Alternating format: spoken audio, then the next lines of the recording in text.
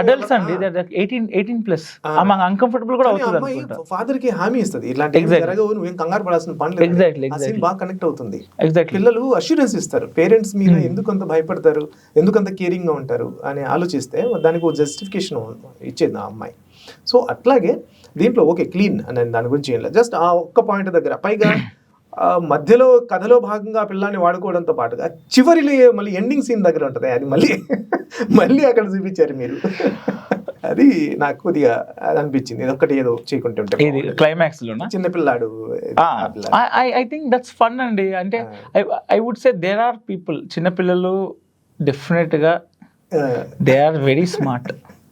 నేను చిన్నపిల్లడు ఇంకేమైనా అభ్యంతరాలు వచ్చాయా సాయి గారు? అంటే ఐ మీన్ ఇంకేమైనా అభ్యంతరాలు సినిమా అంతటి మీద ఇంకెవరి దగ్గర నుంచి? ఇది ఒకటి, వాళ్ళు ఏం అభ్యంతరం ఏం చెప్పలేదు, బట్ ఇట్స్ 13+ అన్నారు. But I think in this social media era, I think people, ఆ చిన్న పిల్లలు they not so innocent, they are innocently smart. వాళ్ళకు నేను 6th క్లాస్లో ఉన్నప్పుడు మా క్లాస్లో రిలేషన్షిప్స్ ఉండేవి.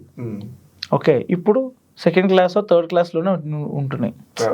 ఓకే, నాకు 6th క్లాస్ ఉన్నప్పుడు, నాకు 7th ఉన్నప్పుడు బ్లూ ఫిల్మ్స్ గురించి తెలుసు. ఇప్పుడు నాకు తెలుసు, నాకు ఈ పిల్లలకి ఎప్పుడు తెలుసో నాకు తెలియదు. So I'm not going to comment about it, but yeah, people are aware. ఇప్పుడు మీకు ఫోన్ ఓపెన్ చేస్తేనే మనకి చాలా కనిపిస్తున్నాయి.